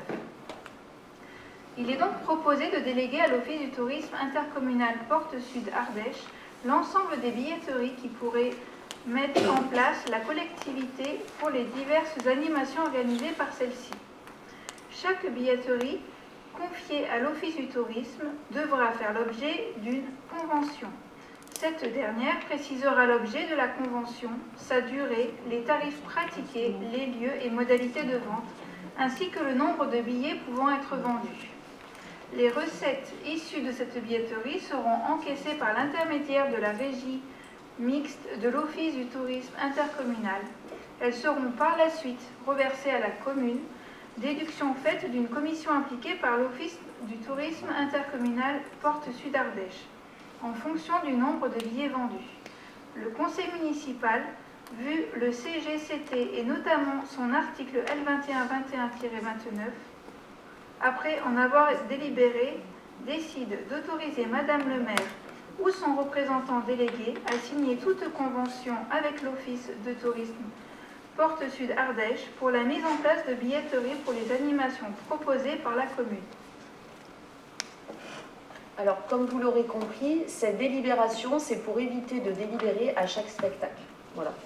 Et pouvoir conventionner avec l'Office de tourisme. J'appelle au vote s'il n'y a pas de questions particulières. Qui est contre? Qui s'abstient? Vote à l'unanimité. Je vous en remercie. Nous passons à la résiliation du bail administratif de biens immobiliers portant sur la location de la brasserie des sports octroyée à la SARL Brasserie Internationale. Et je laisse la parole à Franck. Résiliation du bail administratif de biens immobiliers portant sur la location de la brasserie des sports octroyée à la SARL Brasserie Internationale. Vu le Code général des collectivités territoriales, vu le Code général de la propriété des personnes publiques, vu le bail administratif signé le 12 septembre 2023 avec la SARL Brasserie Internationale, vu l'article 10 du bail portant sur les obligations du preneur et plus particulièrement sur les obligations d'exploiter et de garnir les lieux, vu l'article 15 du dit bail administratif, consacré à la clause résolutoire qui précise qu'à défaut de paiement à son échéance exacte d'un seul terme de loyer, comme à défaut de remboursement de frais, taxes locatives, impositions, charges ou prestations qui en constituent l'accessoire, ou enfin à défaut de l'exécution de l'une ou l'autre des clauses et conditions du présent bail et un mois après une mise en demeure de payer ou d'exécuter par lettre recommandée avec accusé de réception, resté sans effet, le présent bail sera résilié de plein droit sur décision unilatérale de la commune par délibération du conseil municipal au tort exclusif du preneur.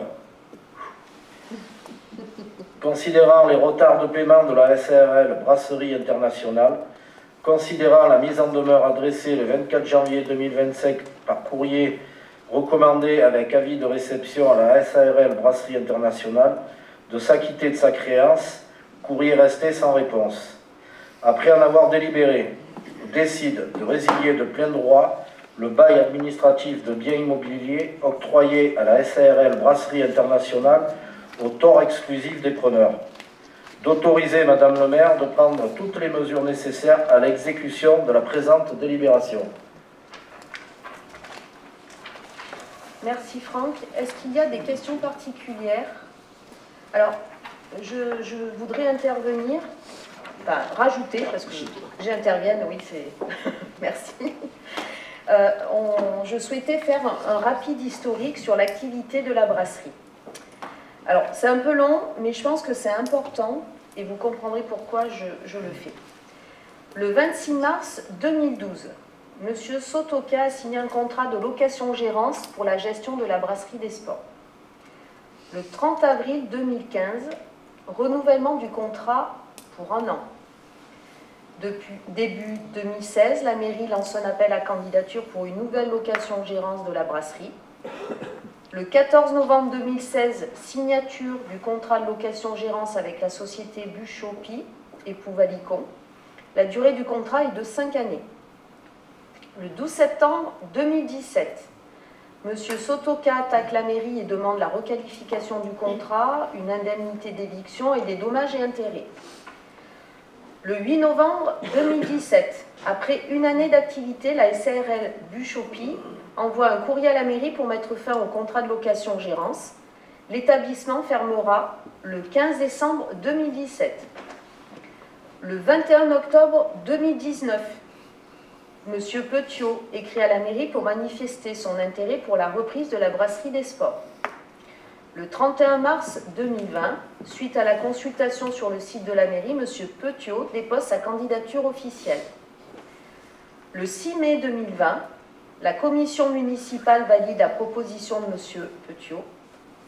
Le 16 juillet 2020, signature du bail administratif entre la société Emimoun, M. Petiot, et la nouvelle équipe pour une durée de 3 ans.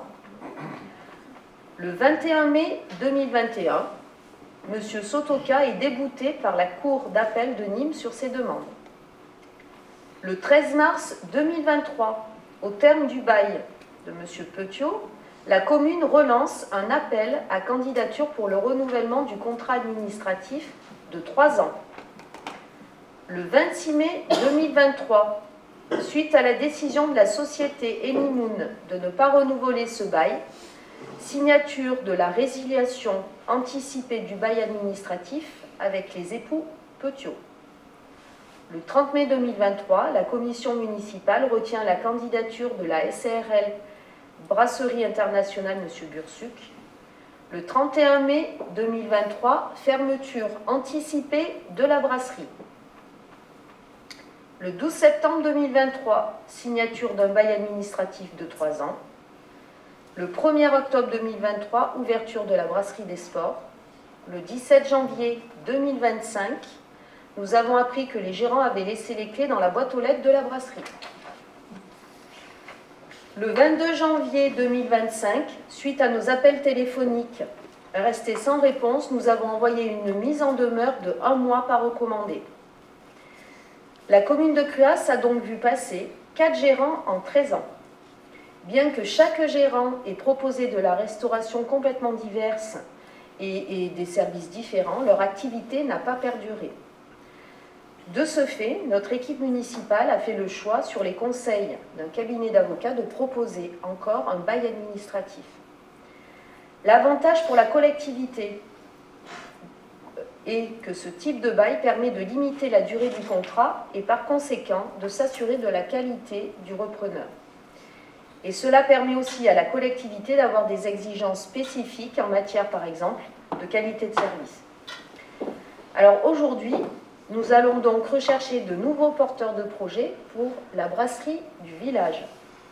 Nous serons donc à l'écoute de toutes les candidatures et initiatives innovantes pour relancer ce commerce stratégique en cœur de ville avant l'été. On sera ouvert à toutes les propositions innovantes, j'insiste là-dessus.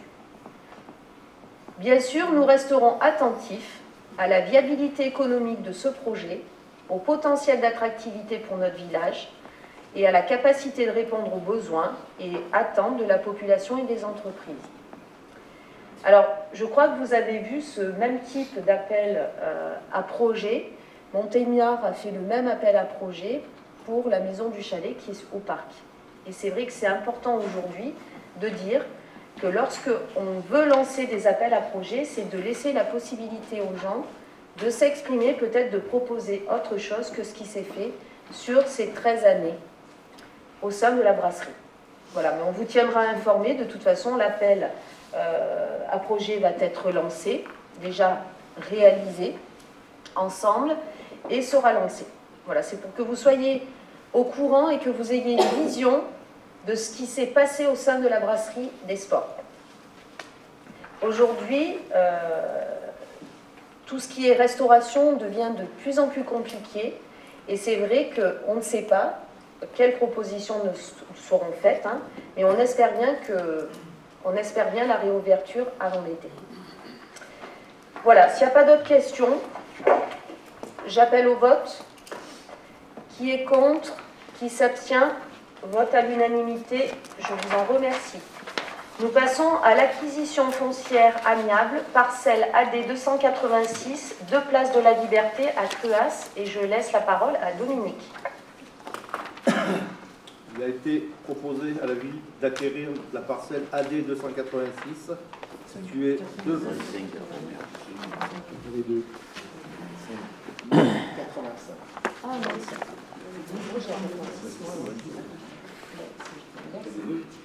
Oui, c'est les deux de toute façon. On n'a pas la même page. Ah oui. Ah oui. Il y a les deux. Alors, 86 ou 85? Les deux. C'est pareil. On va passer les deux après. Allez, on commence par 86. On fait qu'une. Allez. Il a été proposé à la ville d'acquérir la parcelle AD 286, située 2 Place de la Liberté à Cruas. Considérant le projet d'aménagement de l'entrée de ville, la nécessité de constituer une réserve foncière dans un secteur urbain densifié, l'intérêt public d'une telle acquisition foncière, vu le Code général des collectivités territoriales, vu l'article L. 1111-1 du Code général de la propriété des personnes publiques, qui permet aux communes d'acquérir à l'amiable des biens et des droits à caractère mobilier ou immobilier. Vu l'estimation du bien réalisé par Monsieur l'inspecteur des finances publiques du service des domaines et remise le 7 février 2025, Madame le maire demande au conseil municipal son accord pour que la mairie procède à l'acquisition amiable de la parcelle AD 286 appartenant à Madame Lagrange Chantal et Lagrange Corinne pour un montant de 135 000 € hors taxe. Après avoir délibéré, le conseil municipal décide de procéder à l'acquisition de la parcelle AD 286, 2 Place de la Liberté, appartenant à Madame Lagrange Chantal et Lagrange Corinne, pour un montant de 135 000 € hors taxe. Précise que les frais de l'acte notarié sont à la charge de la commune. Donne mandat à Madame le maire et à Monsieur Bernard Reynaud, premier adjoint, en cas d'empêchement de celle-ci, pour accompagner toutes les formalités et procéder à la signature de l'acte notarié. Donc maintenant, acquisition foncière, parcelle. Moi je ne vote pas, je vais voter les conditions à la fois. Du coup, est-ce qu'il y a des questions particulières sur cette vente, enfin cet achat pour nous? Voilà, cette acquisition, pardon. Cette acquisition, vous voyez, c'est Place de la Liberté, comme beaucoup disent, Place de la Fontaine. Donc, c'est les deux maisons qui se suivent quand on monte rue de la Motte, hein, là où il y a l'ancien menuisier qui était installé, la maison d'après. Du coup, j'appelle au vote, s'il n'y a pas de questions particulières. C'est quoi le projet pour ça? C'est de démolir. Voilà. En fait, ça va dans le projet qu'on vous a présenté d'aménagement. On va partir de l'entrée de ville nord du parking de la Filature et des halles de la Filature jusqu'à la maison Titi. Donc voilà, ça intègre ce projet d'aménagement du cœur de ville. Voilà.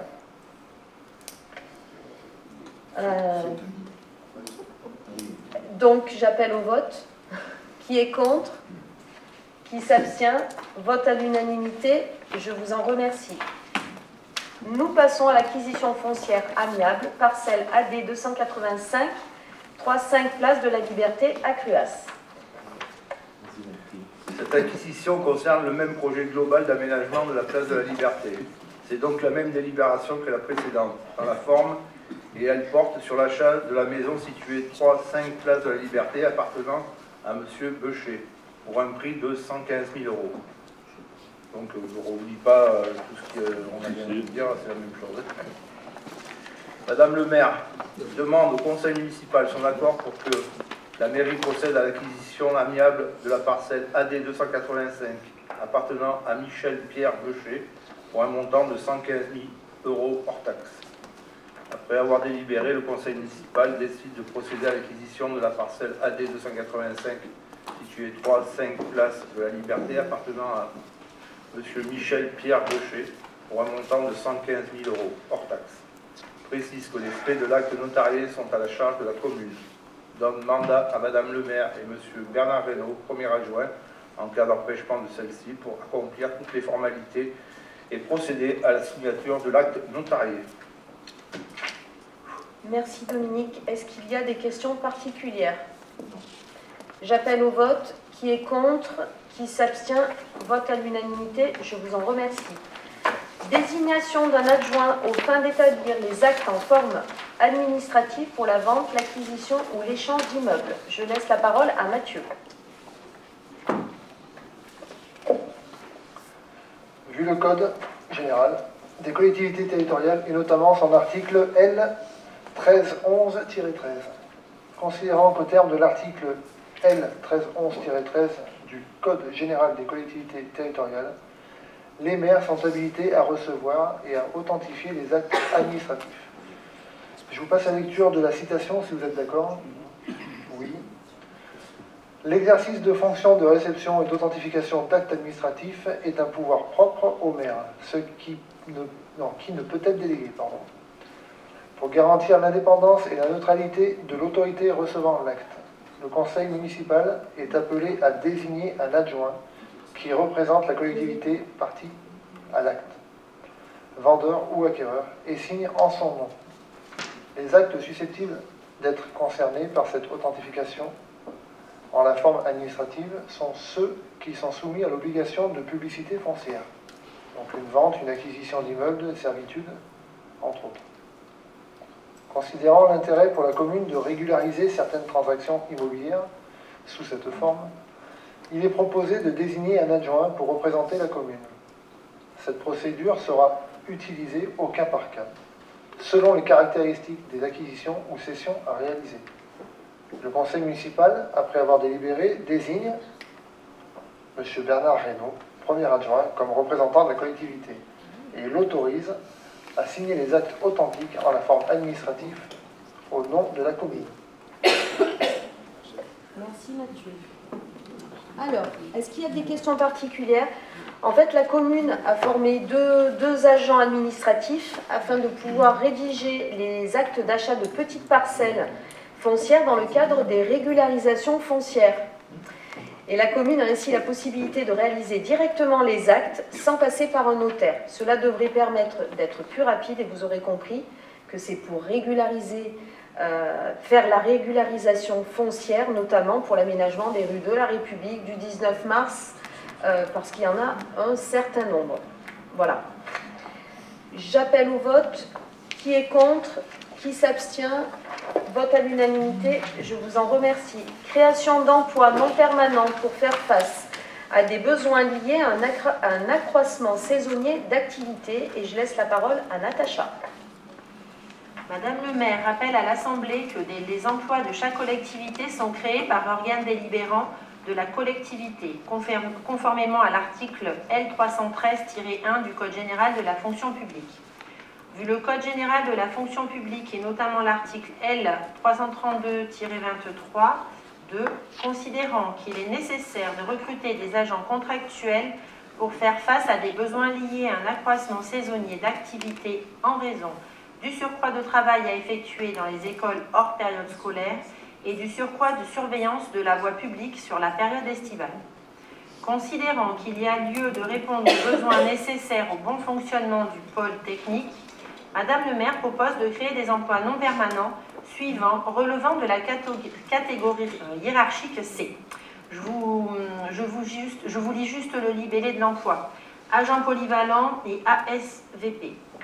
Ces emplois non permanents seront occupés par des agents contractuels recrutés par voie de contrat à durée déterminée pour une durée maximale de 6 mois au cours d'une période de 12 mois consécutifs.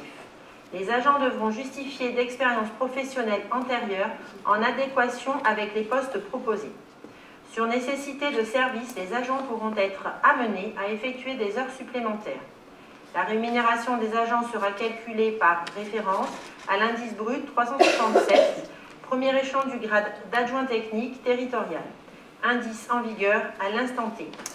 Après en avoir délibéré, le conseil municipal se déclare favorable à la proposition de Madame le maire, décide de créer à compter du 14 avril 2025 et du 15 mai 2025 les emplois figurant dans le tableau ci-dessus, décide que les crédits nécessaires à la rémunération et aux charges des agents nommés dans ces emplois seront inscrits au budget principal de la commune, note que le tableau des effectifs non permanents communaux sera modifié en ce sens, décide que Madame le maire est chargée de prendre toutes les mesures nécessaires à l'exécution de la présente délibération. Comme je l'expliquais tout à l'heure, la trésorerie impose une délibération pour chaque contrat d'un agent recruté sur un emploi non permanent. Donc accroissement temporaire d'activité ou accroissement saisonnier d'activité. Donc par conséquent, le conseil municipal doit créer des emplois non permanents pour la création d'un poste d'agent polyvalent pour recevoir les jeunes dans le cadre de la bourse au permis et d'un poste d'ASVP pour cet été. Voilà. S'il n'y a pas de questions, j'appelle au vote. Qui est contre? Qui s'abstient? Vote à l'unanimité. Je vous en remercie. Nous passons à la création d'emplois non permanents pour faire face à des besoins liés à un accroissement temporaire d'activité. Je laisse la parole à Émilie. Madame le maire rappelle à l'Assemblée que les emplois de chaque collectivité sont créés par l'organe délibérant de la collectivité, conformément à l'article L313-1 du Code général de la fonction publique. Vu le Code général de la fonction publique et notamment l'article L332-23-1, considérant qu'il est nécessaire de recruter des agents contractuels pour faire face à des besoins liés à un accroissement temporaire d'activité en raison d'un renforcement de l'équipe propreté des bâtiments, du nombre croissant d'enfants pris en charge sur le temps périscolaire et la pause méridienne, considérant qu'il y a lieu de répondre aux besoins nécessaires au bon fonctionnement du pôle enfants-jeunesse propreté des bâtiments, Madame le maire propose de créer les emplois non permanents suivants relevant de la catégorie hiérarchique C. Alors le tableau projeté, donc je vais vous lire uniquement les libellés, si vous êtes d'accord. Donc 3 agents polyvalents, 2 animatrices périscolaires polyvalentes. Ces emplois non permanents seront occupés par des agents contractuels recrutés par voie de contrat à durée déterminée pour une durée maximale de 12 mois au cours d'une période de 18 mois consécutifs. Les agents devront justifier d'expériences professionnelles antérieures en adéquation avec les postes proposés. Sur nécessité de service, les agents pourront être amenés à effectuer des heures complémentaires, voire supplémentaires. La rémunération des agents sera calculée par référence à l'indice brut 367, premier échelon du grade d'adjoint technique territorial et du grade d'adjoint territorial d'animation, indice en vigueur à l'instant T. Après en avoir délibéré, le conseil municipal se déclare favorable à la proposition de Madame le maire, décide de créer à compter du 17 mars, 1er avril, 17 avril 2025, les emplois figurant dans le tableau ci-dessus. Décide que les crédits nécessaires à la rémunération et aux charges des agents nommés dans ces emplois seront inscrits au budget principal de la commune. Note que le tableau des effectifs non permanents communaux sera modifié en ce sens. décide que Madame le maire est chargée de prendre toutes les mesures nécessaires à l'exécution de la présente délibération. S'il n'y a pas de questions, je passe au vote. Qui est contre? Qui s'abstient? Vote à l'unanimité. Je vous en remercie. Nous passons à la dernière délibération. Création d'un poste d'agent administratif au service population dans le cadre du dispositif Parcours Emploi Compétences, contrat unique d'insertion. Et je laisse la parole à Régine.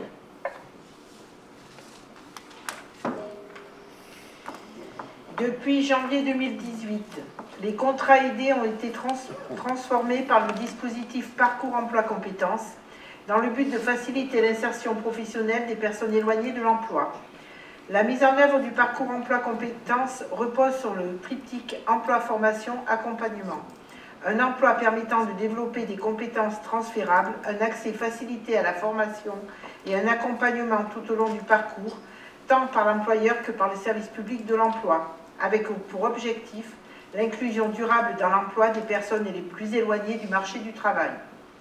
Notre commune propose donc d'y recourir en conciliant ses besoins avec la perspective d'aider un demandeur d'emploi à s'insérer dans le monde du travail. Madame le maire propose de créer un emploi dans le cadre du Parcours Emploi Compétences dans les conditions suivantes. Contenu du poste, agent administratif au service, détail est porté dans la fiche de poste en annexe. Durée du contrat, 12 mois. Durée hebdomadaire de travail, 30 heures. Rémunération conformément à la convention établie. Et de l'autoriser à intervenir à la signature de la convention tripartite avec Cap Emploi et du contrat de travail à durée déterminée avec la personne qui sera recrutée, sous réserve de l'arrêté préfectoral 2025 à venir. Le conseil municipal, après en avoir délibéré, décide... Tant pis, je continue, d'adopter la proposition du maire d'inscrire au budget les crédits correspondants. Merci Régine. Est-ce qu'il y a des questions particulières? Donc, j'appelle au vote. Qui est contre? Qui s'abstient? Vote à l'unanimité. Je vous en remercie. Nous passons aux décisions. Alors, marché à bon de commande pour des prestations juridiques. Afin de pouvoir protéger au mieux les intérêts de la collectivité, il est attribué à la société BLT Droit Public, domiciliée à Saint-Étienne, 2 missions distinctes. Première mission, le conseil juridique à la commune. Deuxième mission, la représentation de la commune devant toute juridiction et conseil juridique en vue de la préparation de toute procédure. Ces 2 missions sont confiées à l'entreprise BLT Droit Public pour une durée de 1 an, soit du 1er avril 2024 au 31 mars 2025. Le montant maximum de chacune de ces missions est fixé à 39 000 € hors taxes. Marché à bon de commande pour des prestations de géomètres experts. Dans le cadre des projets d'aménagement de la commune, rue de la République et du 19 mars 62, la piscine, etc., les services de géomètres sont nécessaires. Ainsi, il est attribué à la société Boer un marché à bon de commande pour les différents travaux de géomètres experts. Cet accord est conclu pour une durée de 36 mois pour un montant maximum de 100 000 € hors taxes.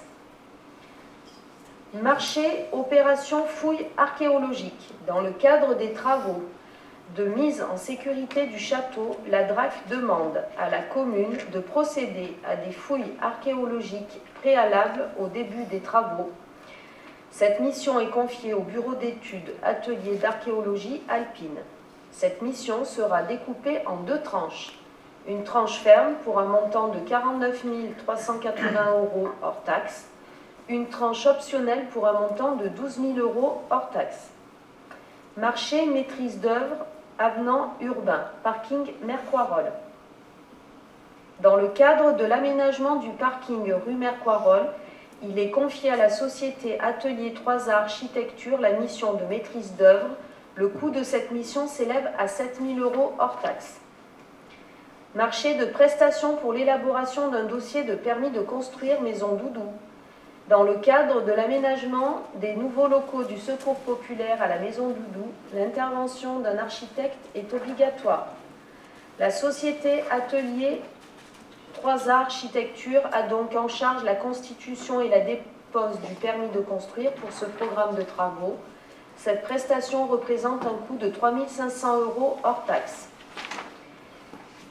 Et reprise de véhicules hors d'usage pour destruction. 2 véhicules présentant un taux de vétusté élevé et un état fortement dégradé sont mis à la réforme.